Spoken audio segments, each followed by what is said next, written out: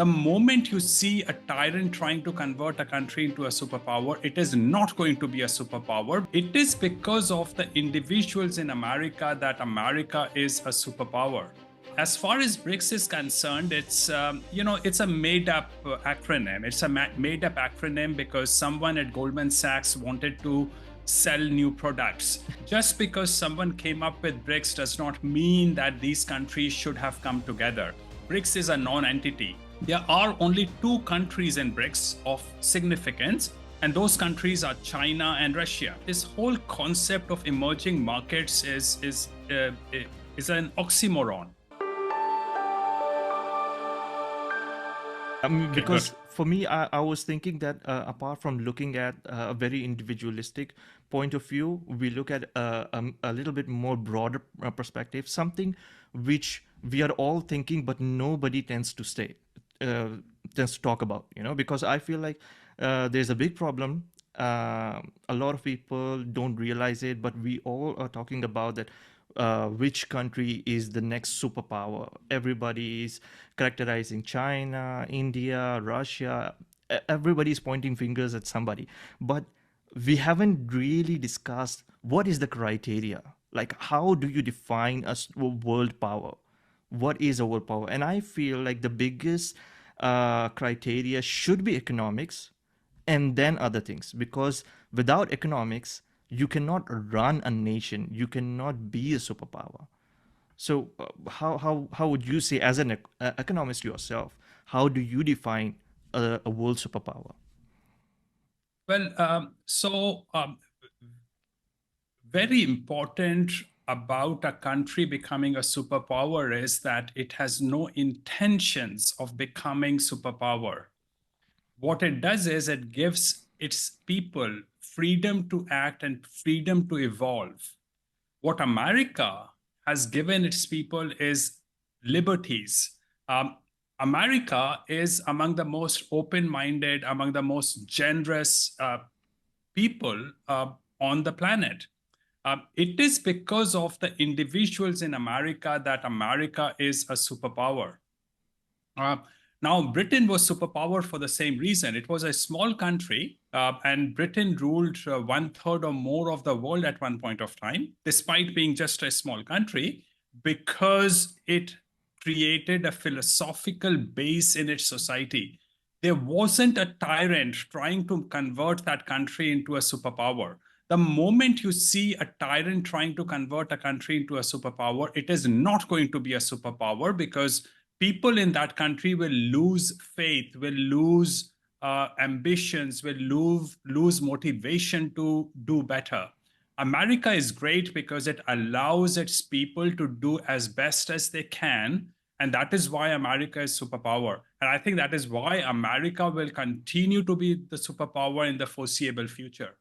So what about BRICS? I mean, a lot of people are raising question that BRICS is breaking American superpower legacy, or even the geopolitical situation right now, especially concerning Ukraine war and now with the Israel and Palestine issue, is creating a lot of financial implications on US that it has to back off from being a superpower.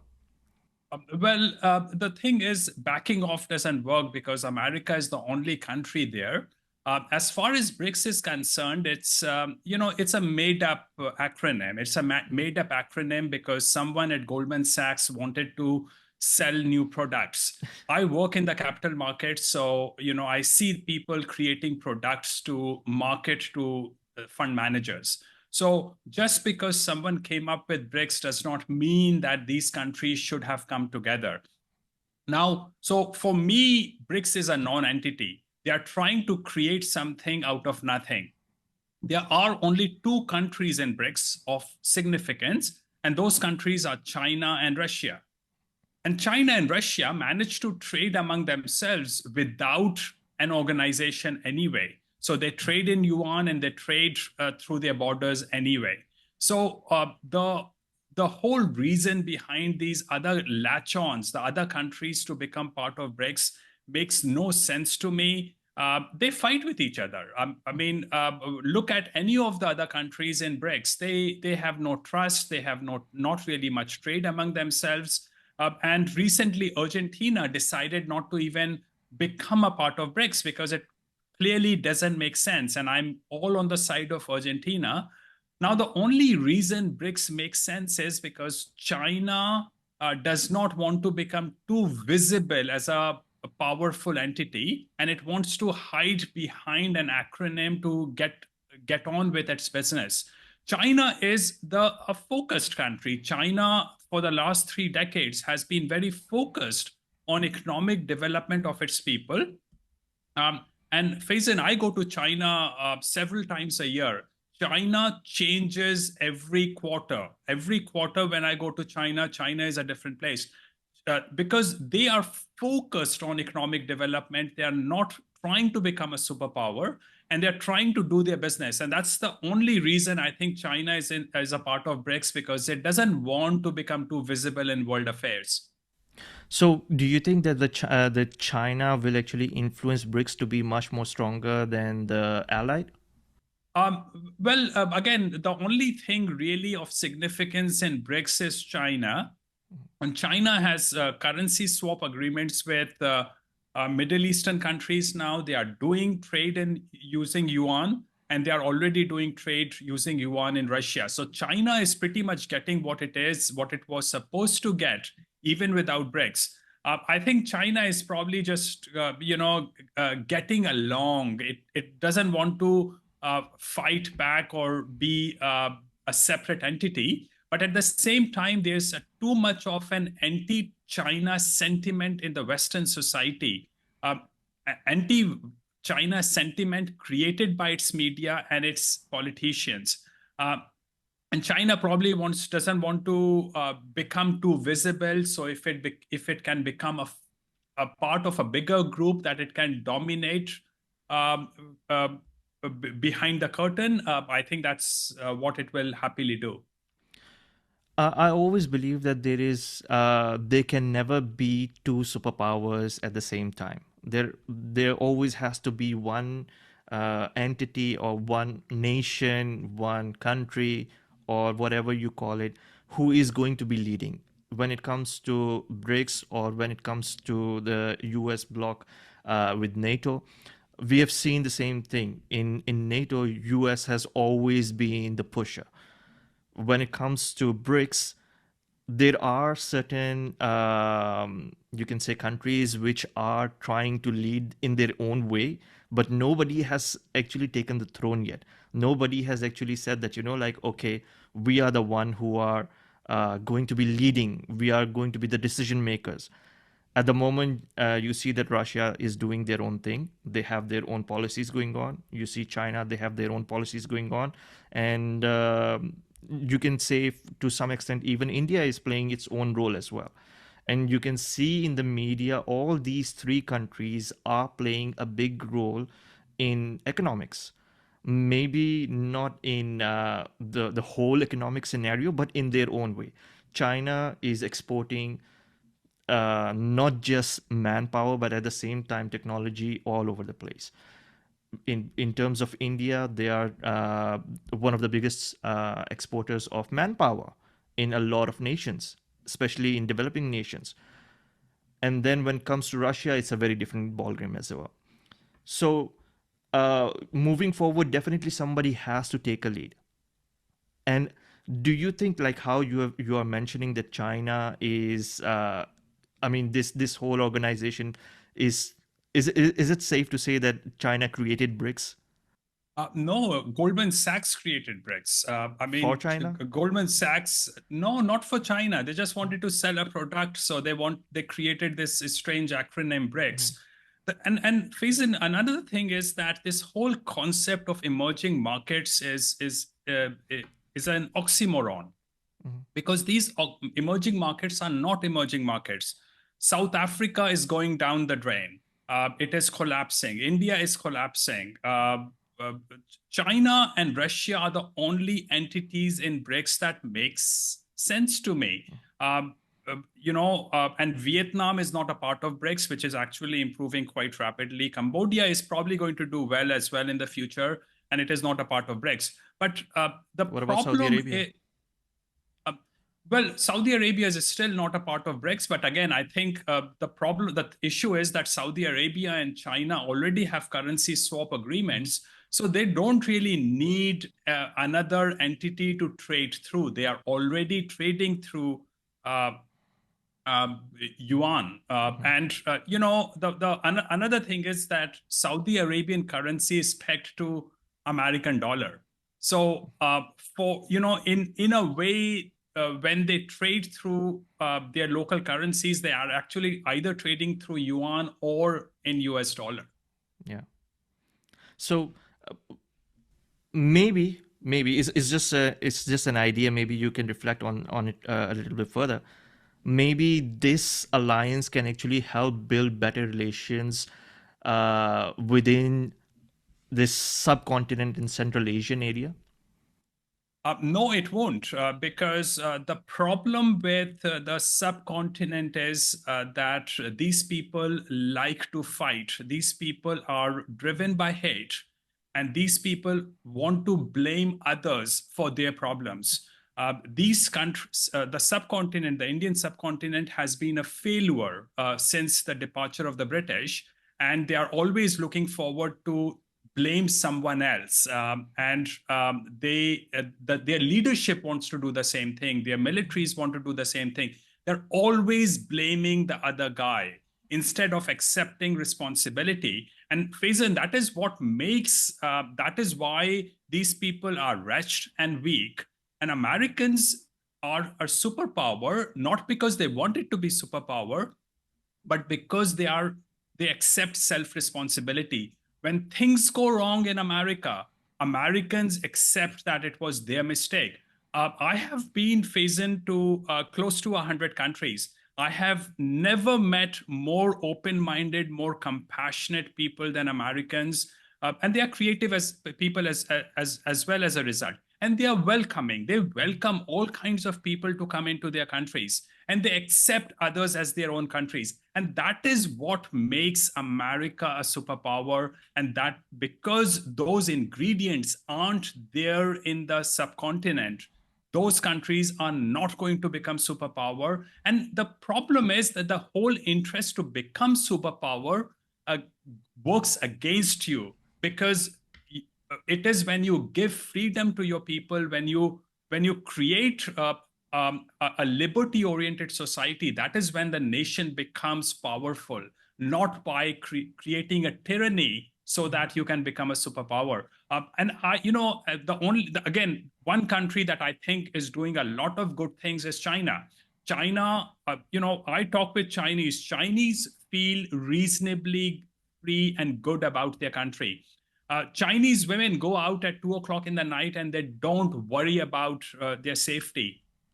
In Shenzhen, these days, if you go out to the food courts, women leave their purses on the food court tables and go away to buy food from the food stalls, which shows that the same Shenzhen, which had crime problems 15 years back when I visited it the first time, has become extremely safe. So China is doing a lot of things, but again, remember, China is still a second world country. It does not have the philosophical and moral base that America has had for the last 200, 300 years. In your last interview, you have actually mentioned that in India, Modi is trying to create a one vision scenario to align the whole population to back him. Can't it be done?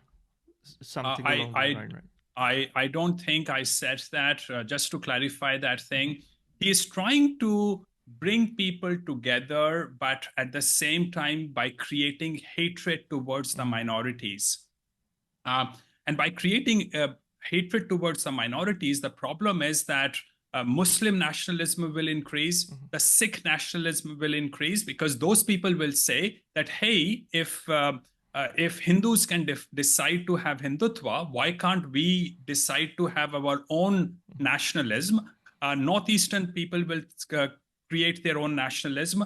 And already at least I have recently seen from what has been happening in the southern part of India, people in Karnataka have been going against people from North India who speak Hindi in Karnataka. So now all kinds of regional tensions will come up. Now, these are Hindus fighting with each other, the North Indians living in Karnataka fighting with each other because of the language issue. Once you make people tribal, the, tribalism will reflect in many ways. By forcing people into a one vision, you will create a very dismembered country. And that is where India is uh, going towards right now. So, how do you see the economic climate changing in this whole region per se? Well, I see it very clearly what is happening in the whole region. The only two countries that make some sense to me, which in my view will improve over the next few years, are Sri Lanka and Bangladesh. But if you look at Myanmar has fallen apart already. It is not a part of international news right now because international media and most medias focus on people only when there is one strong side and one weak side, because then it's so easy to blame the strong side for everything. Myanmar has falling apart. I meet a lot of Burmese, and they can't really go back anymore to Burma. That's how bad the situation in Burma is. India is falling apart, and Pakistan is chaotic. Yeah. The future of these countries is worse in the future than it is now, and it will continue to get worse. And the problem, Faison, is that these people destroyed their institutions. They should never have uh, let the British leave the Indian subcontinent. The British created the institutions of the Indian subcontinent, and they are the only people capable of running those institutions. So, unfortunately, the problem with the Indian subcontinent is that it will continue to fall apart. Now, I'm fully aware of the fact, Faison, that the world is very obsessed and very romantic about the future of India right now. Um, I go to India quite often, and I tell you, India is worsening by the day, except that the media is just portraying the exact opposite of what is happening in India. There are many reasons why it's doing it. Because I think primarily because it wants to make create a challenger, a so-called challenger to China. But manufacturing is not going to go to India, and I can guarantee you that. And I know people will say, "Hey, Apple is now manufacturing a lot of its mobile phones in India." Hey, no, Apple is not manufacturing most of its mobile phones in India. It is assembling those mobile phones. Everything is coming from China, and Indian operation is assembling those. To those people who don't understand the difference between manufacturing and assembling, assembling is about tightening, putting things together. It is not about making things that go into the mobile phones. So, the in very shortly, in very short, the future of the Indian subcontinent is very bad, including of Bangladesh and Sri Lanka, because once the regime in Bangladesh changes, Bangladesh will start going downhill as well. Because the problem with the Indian subcontinent people is that these were supposed to be British institutions, and British aren't there to run those institutions, and all the checks and balances are gone, and all the moral values that provided nutrition to those institutions are now far long gone. So these countries will fall apart. Another thing that I see in this whole developing region, I would say, or trying to developing region, I would say, is the depth problem in economics. A lot of these countries, they're trying to take debts from different institutes to fund the development programs, but at the same time, the frequency, the speed of development and the projects that I see which are being implemented are probably not at the scale at which that they are proposed for. So do you really think that it is going to be sustainable in long term, or how do you see the depth balance coming Okay, in? so let's talk about the usage of the word developing. These are not developing countries. These are third world countries, and they are becoming world countries as time goes by. That is true with the Indian subcontinent. That is true with Africa. That is true with most of Latin America.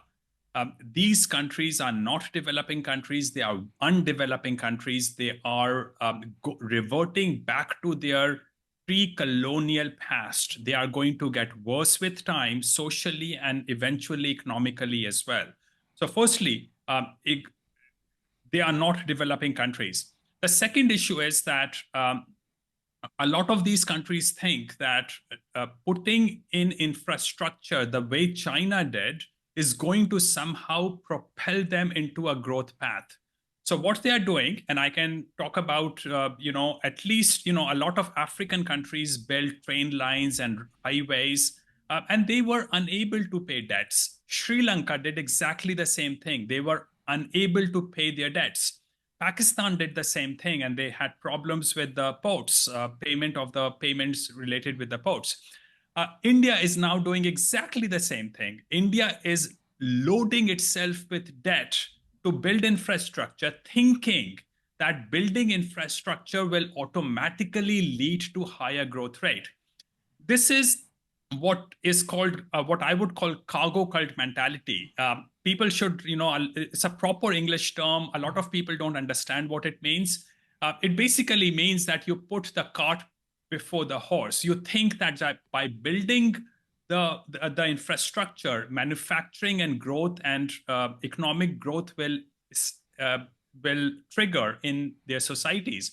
But that's not what's going to happen, because infrastructure should be built based on the requirement of the place, and not hoping that manufacturing will come once you put in infrastructure. So infrastructure is becoming a huge liability for these third world countries. So let's take an example of India, Faizan, and also because I'm more familiar with India. A lot of Indian bridges have just fallen apart. They just fell into the river. Uh, a long tunnel they were manufacturing just collapsed, and they had not prepared escape routes for that tunnel. They were dumping waste rock just outside the tunnel. Uh, so they can't really manufacture infrastructure anyway. And I'm told that as much as 50% of the revenue that is created by infrastructure development goes into bribes to politicians and bureaucrats. And roads get washed away after a single rain. So really, you are not creating something for the future, because none of these things will stay on into the future. They get washed away very quickly. They are going to become a massive liability actually into the future, because you will not only have created tunnels that are collapsing, bridges that are collapsing, bridges that can't be maintained, and also you will have loaded yourself with huge amount of debt. A lot of growth of India, the you know empirical growth rate of India, can be attributed to infrastructural development. And again, as I say, which is actually a liability, not something that is going into growth rate. So you will see a reflection of that appearing over the next few years. Again, I'm fully aware of the fact that the international media and the international organizations think that India is building a lot of infrastructure and that will lead to higher growth rate. That is actually completely wrong, because infrastructure is creating a massive chaos already. And this is another problem. Even in the short term, it does not benefit the people. Even a small bridge takes years before it gets completed in India. And while they work on the bridge, there's no safety precautions taken to build that bridge. So several people die on that bridge. Every single bridge in India consumes several human lives. And it creates a massive amount of chaos. So it does not help in the short term. in the medium term, they get washed away anyway. And they were uneconomic anyway in the first place because they weren't going to contribute in the economy, even if they were constructed the proper way. So whatever way I look at it, this is a huge liability, this is a waste, and this will start reflecting over the next few years. Last question. I'm not sure how much you have exposure about Afghanistan and India's relationship, but lately I have heard that India has been building, I mean, sorry, Afghanistan has been building relations with India, and there's been a lot of geopolitical concerns a lot of neighboring countries have shown, including Pakistan and Tajikistan as well. Are you familiar with those allegations, I I would say? No, I don't know much about what you just said. Oh, okay. Are you familiar with the proposed dam in Afghanistan? No, I'm not. Oh, okay. All right, no worries. I mean, I was just curious because it has been a big news lately because there's been an I think a terrorist attack in Tajikistan, which they are linking to Afghanistan as well, and then there's been I mean there's been a proposed dam by Afghanistan, which Pakistan has shown concern, and I think there's been an ongoing concern between Pakistan and India already with the five rivers, right? And now with Afghanistan building a dam on Kabul, I think it's in Kabul, or I think about 40 kilometers away from Pakistan's territory, from Balochistan. So that has been alleged that it is a provocation from Indian side, like how you mentioned that they're always trying to Well, find. yeah, and this is why you never know what is happening in the back rooms. They are the bureaucrats and politicians of these countries are very petty people. They are small-minded scammers. Uh, I usually call them, junkies. These are brain-dead junkies. And I'm talking about not just India, I'm talking about the whole Indian subcontinent. This is the kind of people that these citizens of these societies create as their leaders. And that leads to a lot of backroom scheming against each other, hatred against each other, blaming each other. And I wouldn't be surprised if they are trying these things. Uh, you know, uh, it looks very clear that India tried to killed one person in Canada, and India tried to kill one person in United States. Yeah. Now, I actually uh, uh, completely agree that Canada and the US should not give their countries as platforms for terrorist activities in other countries. But at the same time, India gets does these kind of things. They all do these kind of things, and the another big problem is that they do it so unprofessionally that they could not even execute a small murder properly. It came out to they could not hide it because the Indian bureaucrats were talking openly about it. So the problem is that none of these things, they can't do anything properly. At least, when Israel does these things, it goes out and does it. Mhm. Um, um, uh, India, despite being a big country, could not kill one person and hide that murder. I think a good word for that would be we use in our language. I'm sure that you are aware of it. Donkey ki chot pe, right? Well, and clearly it makes an influence on Modi's image because the citizens think that this is a show of being a superpower, that we can go to Canada and the US and kill people. Uh, so citizens are more likely to vote for Modi because of that thing. But the problem is that you are creating a lawless atmosphere because of this, and you are going to create leadership which is going to be extremely tyrannical in the future. And that is where, unfortunately, India is headed over the next few years. Thank you so much, Jant. If you could end on one positive note, do you see any light at the end of the tunnel? How would you end it? Well, I mean, as I said, I'm very positive about China. China is doing a lot of things. It is still a second world country. There's a lot of uh, good future ahead of China. China consumes half of virtually everything we produce today. Your microphone, a lot of things around you have been made in China. China is a great country. That country continues to improve. I don't know how, they will have political and social issues at some point of time. Every country faces it when it grows so fast, so quickly. But I'm very, very positive about whole of East Asia. That means Hong Kong, Taiwan, Singapore, South Korea, Japan, and China. These are good countries, and these are the future of humanity. Thank you so much, Jant. I really appreciate it. Thank you very much, Faizan.